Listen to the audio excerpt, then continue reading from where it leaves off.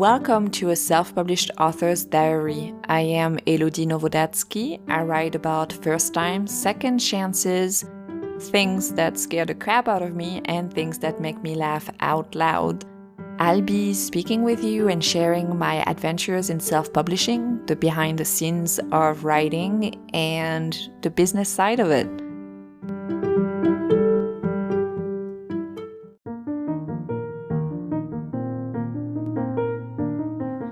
And before we get started today, a small message from our sponsor, Anchor.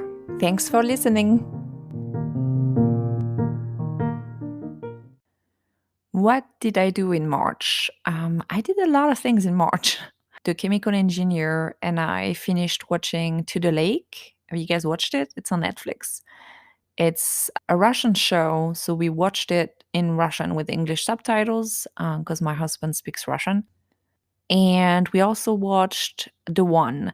So To the Lake was about an outbreak and two families, and it's like a very complicated family dynamic fleeing Moscow to go to a lake. Yes, I know, outbreak. It's very anyways, it was very good. I mean, we really enjoyed it. We couldn't stop watching, basically. So, and we watched The One. It's also on Netflix. It's about finding your love match, so to speak, with DNA. And it was also very entertaining. So it was not, if I would compare it to a book, some of the characters I think may have been more developed in a way, but at the same time, we couldn't stop watching. Like, I wanted to know what happens next. So they clearly succeeded in making a show. So that's also like sometimes when I'm watching televisions, I do reflect a little bit about what works, what hasn't worked for me. Because I'm a very, like, when I draft, I sometimes see the scenes as if they were in a movie. So yes, I will not say that me binge watching TV is necessarily research, but I mean, it's a little bit of research. So today, this episode is all about keeping track. Keeping track, not keeping trap. I'm not trapping anybody. Sometimes I get so deep into all the tasks involved with each project that it can get difficult to remember the actual projects that I did bring to fruition within a month. And it's especially true because I'm trying to be more strategic, right, about my projects. So that means also being slightly more productive in publishing bilingual books, for example. And so I might publish some and then forgot I did. What books and audiobooks did I publish? I published A Summer Like No Other audiobook narrated by the wonderful Megan Carter. I did an interview with Megan, which I posted, I think it's the episode right before this one. And I'm trying something new in terms of marketing. I'm trying a buy one, get one free promo. So I will keep you updated on how it works. But basically, I am telling my readers and listeners that if they purchase A Summer Like No Other, the audiobook, which is available wide, meaning on Google Play, iTunes, Chirp, Audible, Amazon, all those stores, and they fill out a form which is available on my website and on www.asummerlikenoother.com, then they need to send me the email of a friend they'd like to gift the audiobook to. And then I send the audiobook to one of their friends. So they're basically purchasing one and they're getting two. Or if they're purchasing it, then they will get a free copy of the audiobook of Always Second Best as soon as it becomes available. So yeah, that's exciting. I did announce that on my blog, which is on my website at www.elodienovodatsky.com. I also announced it on Goodreads, and I took advantage of a very good press deal to make the A Summer Like No Other website. Another thing I've done this month is I published a new German-English bilingual book. I announced it to the German subscribers of my newsletter. I don't know if you knew that, but on MailChimp, you can sort your subscribers by country that they're in. And I kind of double checked to make sure that the people that were actually in that country spoke German, at least to the best of my knowledge. And I sent that announcement only to them. And then I boosted one of my Facebook posts to an audience of English learning and English instructors in Germany who are also interested in reading and romance novels. That's happening right now. I published another bilingual book, which is the One Dream Only French Italian edition, and I still need to announce that on my French website. I put up Eine zweite Chance, which is always second best in German for pre order. And I published a new English Spanish bilingual book, which is A Summer Like No Other in English and Spanish, and I announced it on my blog. What courses did I take in March? Marking related, I am still listening to Mark Dawson's Ads for Authors course, and I am still learning. Marketing related, I took a free Goodreads online webinar by Alessandra Torre. I'm sharing a link in the podcast description, and I shared also an other video in my weekly emails. So don't hesitate to subscribe to that. You can the link is also in the description of this episode. I will be sharing more about that course soon and some strategies I'm trying, and it's strategies to get me back on Goodreads, which if you're an author listening to this, you're like, Goodreads, ooh, why would you do that to yourself? Um, but she had some very good points in her webinar. And so I'm trying a different approach with Goodreads. I am not going there to read my reviews. I'm definitely not engaging with the reviewers in terms of, I'm just not engaging. But I will be using it more to update people on my writing, update people on the things I'm currently working on, and just try to use it more strategically because she's mentioned, it's full of readers. If you go on Facebook, they may not be full of readers. So I will let you know. Writing related, I started reading through the Margie Lawson course packet about visceral rules beyond hammering hearts. So, like sometimes you say, my heart beats so fast, it thundered in my chest or something, or my heart hammers, you know, those sentences that come to you. And sometimes you may think, like, oh, I just want to go deeper. I want to create really a big effect on my readers. And I love Margie's classes. I'm calling her Margie like I know her. I don't personally know her, but I love her classes. I really learn a lot in them and actually wrote some of my very favorite sentences after starting to rereading or to reading that particular packet about visceral rules. So I will be also linking to her website in the podcast description, and it's also on my website. What movie post documentary about writing did I watch or read last month? So, one of my very good friends, who also happens to be a writer friend, recommended the Naughty Books documentary on Hulu. Have you watched it? If you have watched it, tell me what you thought about it. Like, I think you can leave me a message on anchor.fm, or you can also write me an email. My email is elodie@elodienovodatsky.com, or you can also reach me at a self-published author's diary at gmail.com. I have lots of thoughts about this because it really captured, I feel, the the different experiences that self-published authors may have. And then there was also this moment about there was this author who was talking about how for her writing wasn't fun anymore because she wasn't writing what she enjoyed writing. And she felt like she hit the lottery and then that was it. And then there was another author who just was hitting the top 10. She was waiting to hit the top 10 in the Amazon bestseller list. And she was both a self published author and a traditionally published author.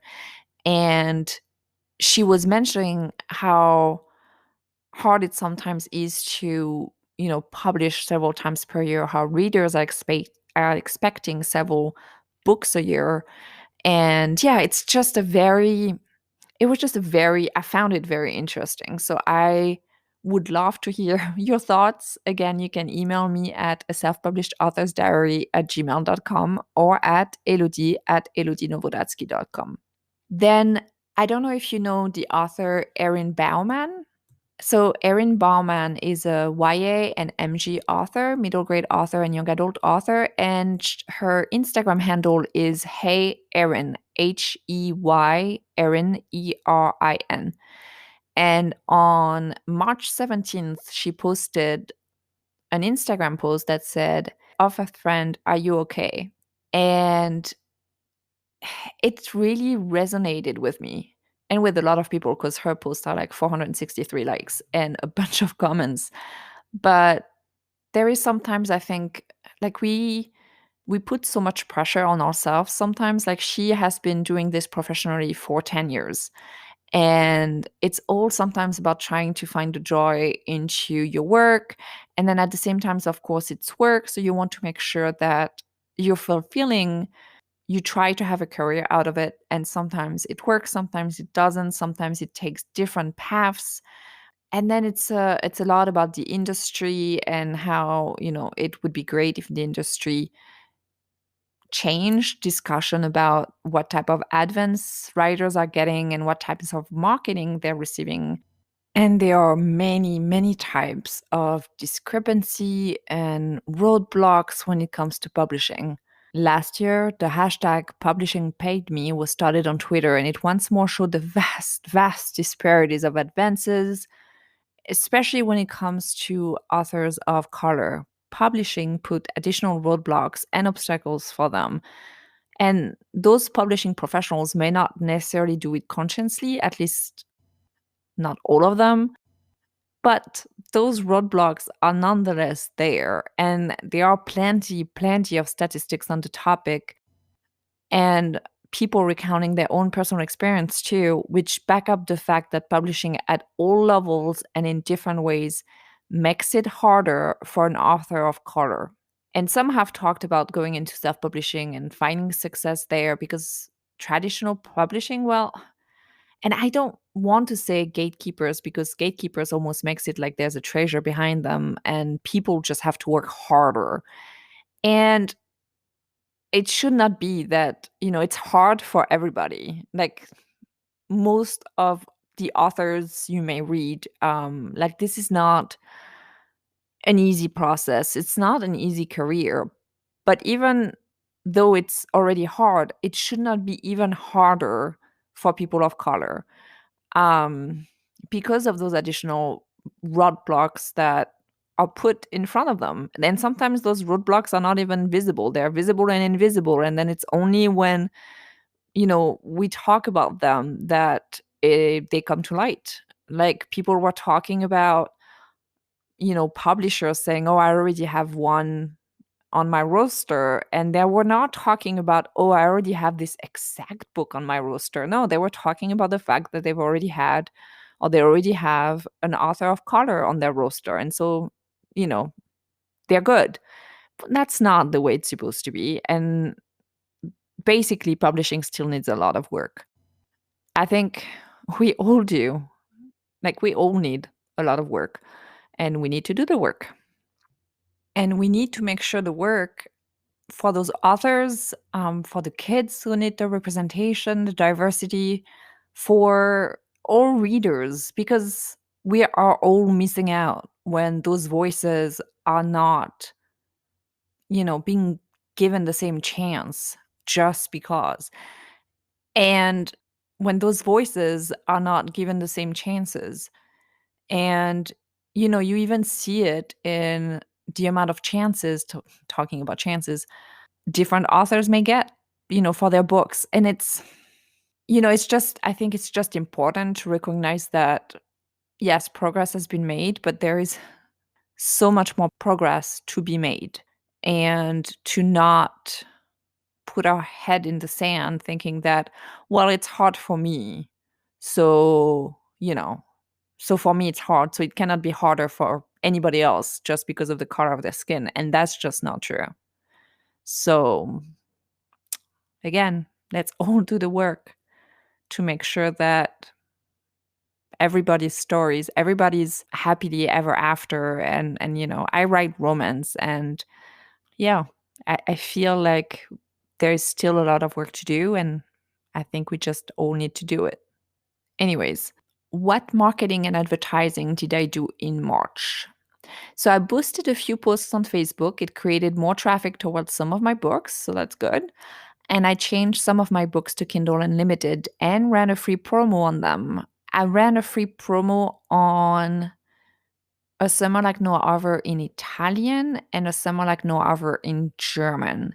And it got hundreds of downloads without me doing anything. I mean, the Italian one I didn't even advertise, but I did advertise the German one, and it got a whole lot of downloads. And now the goal, I put Eine zweite Chance, always second best in German, up for pre-order. So I am looking forward to see how much will sell through to the second one in the series. And also, once the second one is released, because it is also on Kindle Unlimited in Germany, how much read through there is. Because in English, this series, Nick and M's story, has more than 50% of read through. And it's a free book, which is good. So, A Summer Like No Other, the ebook is free in everywhere in English. And free ebooks, sometimes I know I do the same. If it's free, sometimes I download it and I don't read it for months to go. But this book is free and has a great read through to the second book. So I'm crossing my fingers that it translates in other languages. I'm actually planning on I just need to revise a few scenes and then do the same in French. So in French, A Summer Like No Other was picked up by a traditional publisher, but I only gave the rights to the paperback. I kept the rights to the electronic version. And so, yeah, so that's something I can try doing, and I will keep you updated on how that works. And then when it comes to my sales data and which format countries are currently my best selling countries, well, Germany is currently my best selling country. And paperback is currently my best selling format on Amazon, on Kindle Direct Publishing. It's like, I think, 45% versus 44% when it comes to paperback and Kindle. And the reason is, again, because I am selling a lot of bilingual books, and they are selling in paperback version. So yeah, so that's what it is right now. And I think Germany is also like more than 40% of my market share right now on Kindle Direct Publishing. I am also dipping my toes back on Instagram by joining Dalia Adler's Author Life Month 2021. So you can find me on Instagram at enowodatsky. Again, Nowodatsky is Nowodds dog Azkij. And then I wrote in March. And again, I've already mentioned Elle Penelope's podcast, my imaginary friends. But I have to mention her again, because in one of the and I might again and again, in one of her episodes, she mentions about having one of those wonderful writing moments where you feel transcended and you're excited and you have just a good writing moment. And those moments can be very fleeting and they can be very rare. And she did mention that to have those moments, she feels that she needs to be showing up. Like, that moment is just not gonna, come to you the first time you sit at your computer, or it's not gonna come to you a month into your drafting or a month into your revising if you do it very sporadically. Not that you cannot have different writing schedules. Everybody writes when they can. Some people write every day. There's like, sometimes the advice of you have to be writing every day. Other people just write once a week. I mean, people write when they can. But having that schedule in a way, or like showing up for your writing whenever it is, means that you get to be there for those moments. And that really resonated with me. I had not been very good at keeping up with my revision. Like, I'm so close to the end, and in one way, I'm so scared of being close to the end with that book, because I started writing it right after my stem cell transplant. And it was not the book I was supposed to write. I was supposed to write Miss Me, Not, which is a book in the Cavert City series, which, if you have read my series, I know a lot of you are waiting for Nadia's story, and it's brewing in my mind right now. Like it's almost ready to be to be typed and to be written. But Nadia's story, like, she went through so much trauma, and she still has so much trauma to work on and to work through. And after my stem cell transplant, I was just not in a headspace to write that story. And again, I'm lucky in a way that I am self-publishing. I mean, I know, yes, strategically speaking, I really should have written Nadia's story right after I was done writing Fear Me Not. But I just did not feel in the right headspace. I was not ready to write her story. I started writing the book that I call Untitled, even though it has a title.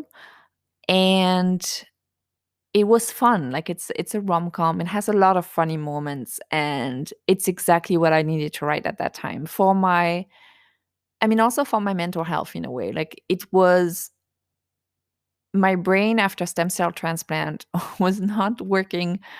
Like, it's a lot on your body, it's a lot on your everything. And yeah, I was just not, I could not read, like, for a couple of months or weeks, not even months. I could not read more than one page at a time. Like, I could not read a book, a full book. I could not read, like, I had to read like 2, 3 pages at the same time. Magazines, I could read like one article just because I could not concentrate, and I was just too tired. And it was just a lot.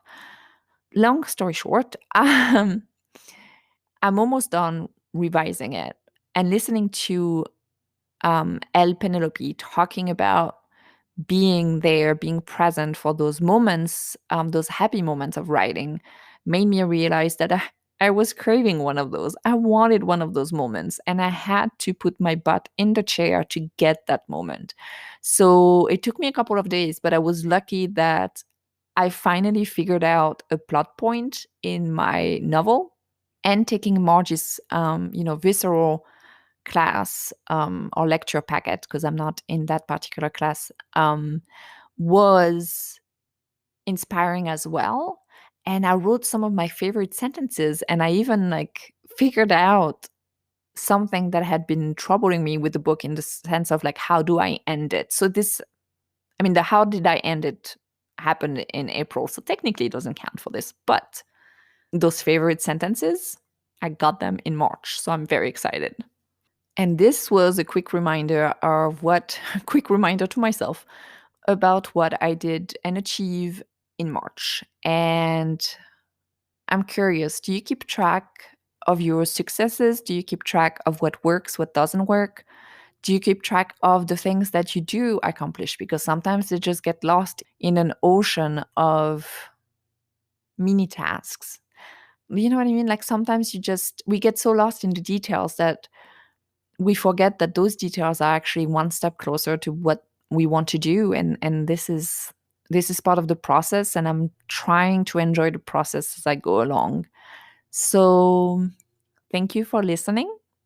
And as always, if you would like to support this podcast, don't hesitate to subscribe, don't hesitate to follow, don't hesitate to rate and review. And there is also the possibility, if you go on encore.fm on my podcast link, you can actually also be a monthly supporter. So don't hesitate to do that. This is it for now. Ready, set, write, or read. Bye.